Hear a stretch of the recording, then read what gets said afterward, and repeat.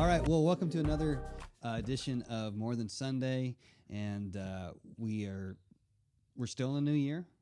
We're doing it. We're doing the Bible recap. We're in day 11 of Bible recap. So if you're doing that with us, thank you. We're so excited about it. If you haven't started it yet, guess what? You can start it today. Yeah. It's not too late. And honestly, throughout the year, even if we get into month 6, it's not too late, because the goal is to develop a time and a place where you're reading the Word and you're doing it consistently, and you're reading through the Bible, because when you read through the Bible all the way through, it gives you the picture that God intended us to have of His Word and how He's bringing Jesus to us and how He's redeeming us. Yeah. So don't get discouraged. You guys we're in Job right now. Lots of fun. Super fun. Yeah, just, Super fun. It's a party every day. Yeah. No, it's not. It's a difficult read. Yeah, and then Tara-Lee Cobble said that it's some people's favorite, and I'm like, yeah. What? But I mean, I guess if it's your favorite, it's just going to be a lot more work for me to be your friend. No. Yeah. Yeah. So this week's message. Yeah, this week's message. Thank you. Forgiveness. So, as we forget our debtors. So last week was forgive us our debts. Yeah. And in this week, Randy was focused on as we forgive our debtors. So we're talking about forgiveness. Right. And basically asking God to help us to forgive. Yeah. Because we need help. We need help with it. Yes, we do. We do. It is a difficult thing to walk out. I mean, it's kind of something we've talked a lot about in our own personal story of us walking out forgiveness and what that looked like for us. And so this week I just took a ton of notes because I was just like, I thought it was just really good. And kind of some of the things that stuck out to me, was that forgiveness doesn't mean you lose your right for self-protection. I just feel like that can never be spoken enough about. Because I think sometimes we present forgiveness, and of course, it's always that person that's in an abusive relationship, and it's like, so I'm just supposed to forgive them and stay with them, and it's like, so I always want to reiterate that it's not what that means. I think that sometimes the way we view forgiveness is like just sweep it under the rug and don't deal with it. Yes. It's not like, it's like, well, just forgive and forget. And so never address the issue. Yeah, because it's also, forgiveness doesn't mean you can't have confrontation. Yeah. Which, if you know me, I support that. Because I always think about, we went to a Michael Jr. Marriage thing. Yeah, which is good. There's going to be one in February in Carrollton. So we should go. We should go. Good. It's so good. It's going to bless your marriage. And if you have any questions about that, hit me up on Sunday. I'll tell you about it. Yeah, we'd love to go with you. And so where he talked about confrontation brings to light areas that you need work on. And sometimes confrontation can be very difficult. I don't love confrontation, but I feel like it is a necessary evil. And so I think sometimes we view forgiveness as that you can't confront the person. You can't have conflict with that person. Yeah. And this is loose. It's loose as a goose. Yeah. And so I just think that was good because it said Paul confronted Peter. Yeah. And so I think it's good. I think it's a necessary thing. Healthy conflict. I think sometimes in churches when there's been conflict, even at this church, where it was like, you can't say that, you can't do that. They're this person, they're a preacher, they're blah, blah, blah. And it's like, yeah, but confrontation sometimes is necessary to walk in forgiveness, to walk and to be healthy. And so, like Paul confronting Peter shows, and that they put it in the Bible, that sometimes it's necessary. Well, forgiveness brings healing. Yeah. Ignoring is not forgiveness. Yeah. Ignoring, it's kind of like a wound. Yeah. Which you'll talk about. Yeah. But if you ignore something, it becomes it festers, it gets infected. Yeah. Right? And then eventually lots more bad stuff happens. Right. But then forgiveness is for healing. Yeah. And so sometimes we equate, well, you should just forgive them, and we think sometimes we're actually forgiving someone by just ignoring the issue or ignoring the problem. But that's maybe not you had really. the confrontation, the conflict in the first place. Yeah. To almost help each other. Mm-hmm. Where you're like, I have something to learn from this. You have something to learn from this.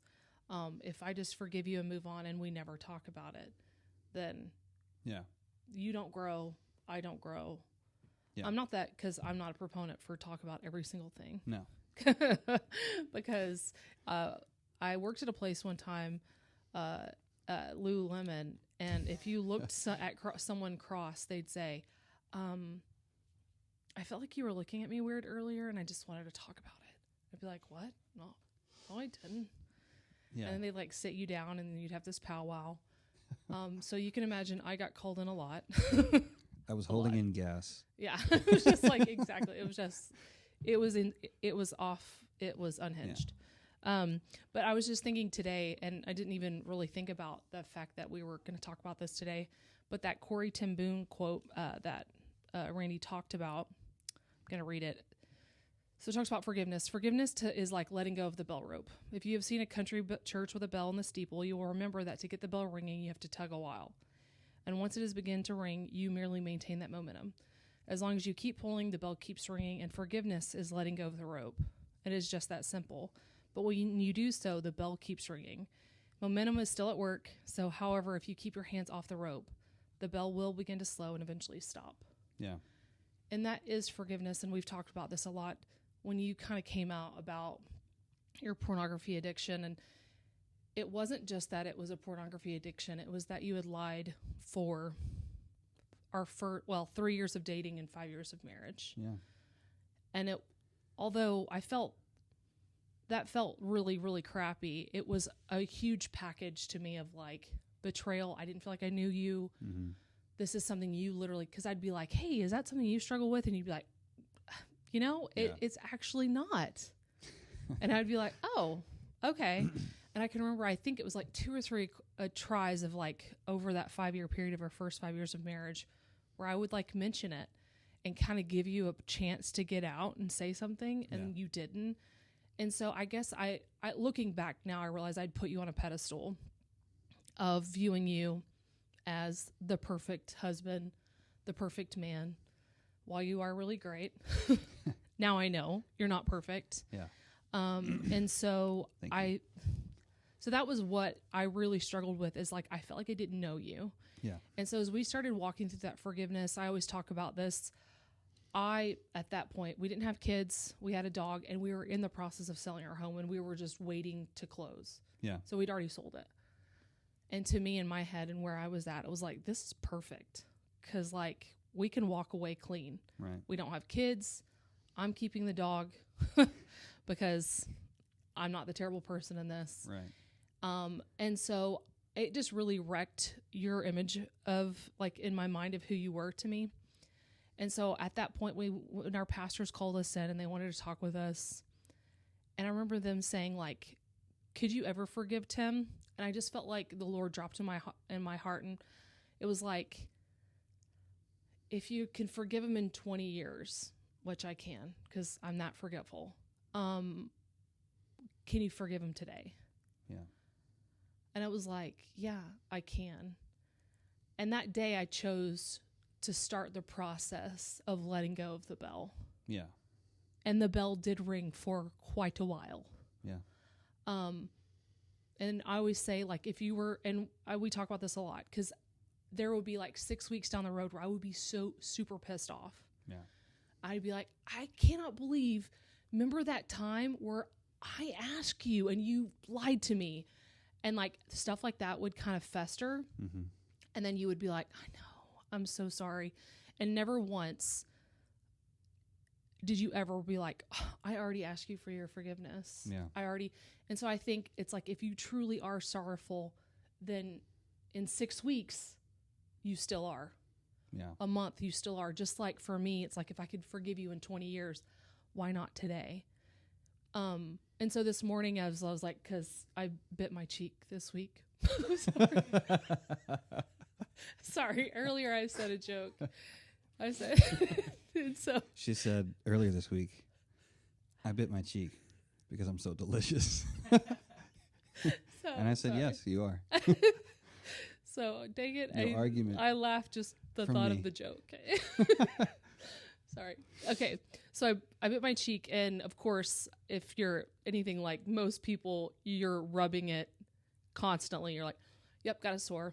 Still there. Oh, it's still there. And then you can rebite it because then it's swollen, and so it's super fun. And so you're constantly reminded of that sore. And then eventually, as time passes, like this morning, I went to go check it, and like I was checking the wound, and it had healed. And of course, now there's a bump and there's scar tissue there now. But you just keep, and that's kind of what like forgiveness is like. And when you're walking through it, is like you're kind of doing a wound check. Yeah. Very often, where you're like, oh yeah, it's still a little painful. Mm-hmm. And there's times where you accidentally rebite it. Yeah. And things kind of open back up, and you're like, and so forgiveness for us, I think, is a what? You're looking at me, goofy. I was just thinking about the situation again. Oh, Yeah. because I'm delicious. Yeah. Yeah. So, but yeah, that's kind of forgiveness. And I thought that Corrie ten Boom quote is a beautiful depiction of that. Is you eventually have to let go, of that, but then there is momentum there, and that it does keep ringing for a while. Yeah. And so it is a process that you definitely have to walk through. And you didn't trust me for a long time.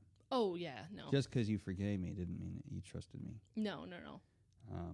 And that's something And that I had you since have slipped up and struggled. It's not like 10 years ago you dealt with this. Yeah. And then there's been times in recent years where you messed up, and I wanted to punch you in the face. Yeah. So, And not divorce you this time, but yeah. definitely make you hurt. Because, I think as all women, physically, especially after having kids, I was like, I hate my body. Yeah. I hate the way I look. I'm so embarrassed. And like, when I find out that you were doing those things, it feels like such betrayal of like who I am, and how, if that's what you appreciate, how can you appreciate this, and all of the things that kind of come with that. Yeah. Which are hard. So, but also feel like, when you think about, you can find purpose in all seasons. Yeah. And as like sucky as it is, I know that because we're open and honest people, and I feel like one of the reasons we walked through this is because it's embarrassing. Yeah. My husband was severely addicted to porn to the point where he had to do a 12-step program. Like, yeah, that sucks. Yeah. But also I feel like we're open and honest, and people have come to you and come to us, and so I would say the embarrassment is hard to deal with, but compared to being free, yeah. Oh yeah. compared to being free, Yeah. And even when you would have those days where you're like, I'm just mad. Yeah. I would. And I'd be like, I don't ever want to, not that I want to live under condemnation or always sad or depressed, but I don't want to lose the connection to the damage that this causes. Because in the moment, any kind of addiction, any addict knows that in the moment you can justify anything and just fall back into that pit. And so holding on to that and just looking it in the face and like, yeah, I will always be sorry for those things. I know that I'm forgiven. I know that I'm forgiven in Jesus, and those don't define me anymore, but I'll always be sorry for the damage that I've done. And God's bigger than that, and He can redeem it, but it doesn't mean it never happened, too. So it's kind of like this, it's this balance you have to walk. And there's been some days where I've really struggled with just not feeling like a piece of crap, during when I was working through all that, and just like, I'm just hopeless. Yeah. But I also knew that sort of thinking was just going to send me back into the addiction. Yeah. So, but yeah, all that stuff, none of it compares to just being free. Yeah. Amen. And, I totally agree. Living in the light and hearing the Lord, being close to the Lord, not shutting him out. So, yeah. Yeah. Deal with a little embarrassment. Big deal. Yeah. When you think about the eternal value of. Yeah. It's been great for us and our marriage, and like I know it's part of our story and our testimony. And I think the same thing for me. I'm so thankful for the Lord's grace as I walked through it, because I am feisty, and I think You are. I am. I love it. And I hated that my first reaction was that I just wanted to walk away and not have to deal with you, and we'd already had like so many issues with family stuff and just getting married that like I felt like it was like, this is the final sign. Yeah. You weren't, he wasn't. Because I remember thinking when people said that we shouldn't get married before we got married, that I would say, but is there another Tim out there with different parents? And I'd be like, no, there's only one of Tim. And then when you kind of exposed who kind of that person that I didn't know was, and it was like, okay, there are other guys that are, okay, never mind. I was wrong. Yeah. There are other Tims out there with better parents. Yeah. So, but not you, Patty. I love you. Yeah. So that's a hard, it's a hard thing to walk through. Yeah. But I mean, we're all growing in it. No. So Jesus at the end, after the Lord's Prayer, he follows it up with, for if you don't forgive your brothers, then God won't forgive you. Yeah. And so Randy addressed that. It's not about salvation, but I think it's when we stay small and the forgiveness that we release to others. Yeah. It's a direct reflection of how we feel about God and how he's forgiven us. And so the more that we practice it, the more that we practice forgiveness, the more we actually come to an understanding of how much he's forgiven us. Right. Oh, yeah. And like, if you've ever had to forgive something really hard, you realize this is really hard. Yeah. And this takes time. This takes a lot. And it just doesn't disappear like that. Mm-hmm. And that's what the Lord did for me. Because the thing is, the scar tissue doesn't go away. Yeah. And I know we talked about this when we kind of did that duo preaching day where I was like, a C-section scar for the next still.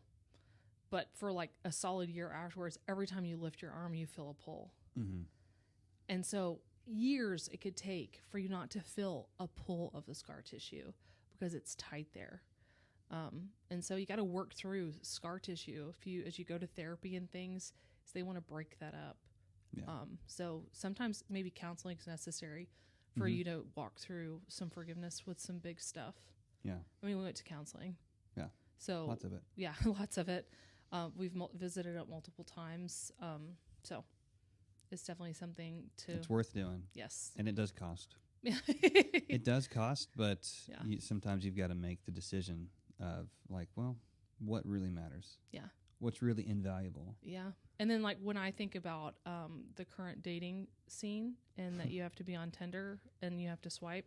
I don't know what that is. I will pay for counseling. What is that? I will pay for counseling. Because I would not weather well in this current dating climate. Me neither. Yeah. Me neither. So, yeah, I think that's kind of, do you have any other thoughts? Yeah. So what's the point of forgiveness, right? We were talking about is healing. And the reason is that, God's plan for us is to not walk in bitterness. Right.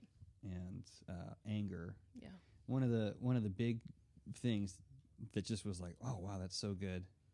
Randy said that anger is the emotion that takes up the most energy.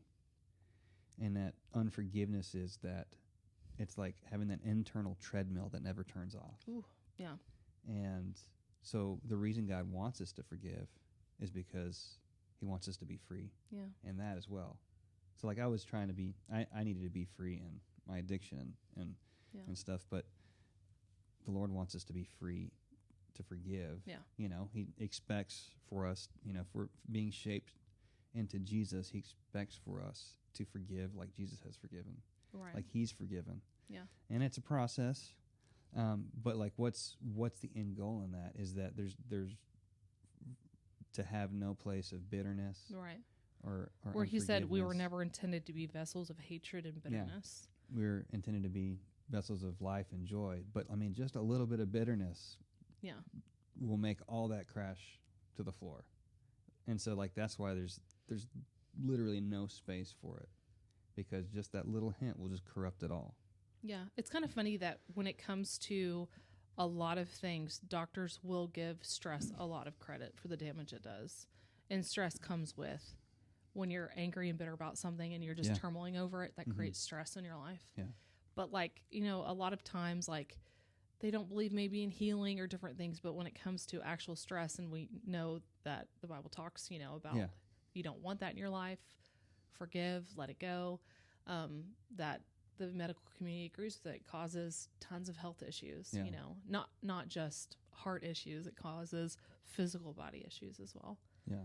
And so God rescued us for our best, our best good, right? He didn't rescue us just to give us a hard time about all the things. Like this process of him forming us into his son is because he wants the best for us. Yeah. Everything good he wants in our lives. Yeah. But that means sometimes we've got to work through letting some things go. Right. And we're going to be hurt, but so was he. Yeah.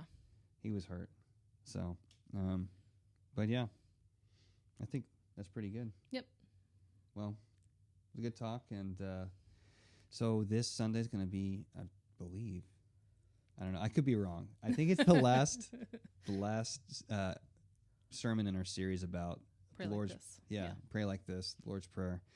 We'll see. We could get there Sunday and he'll be like, I'm going to extend it. Yeah. But you know what?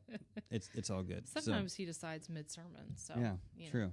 So like we're going to have a part 2 next week. Yeah. But we love you guys. Thank you for listening. And we'll see you Sunday. Keep going with the Bible recap or start it this week. Yeah. It's going to change your life, especially if you stick with it. Yeah. Amen. All right. See you later.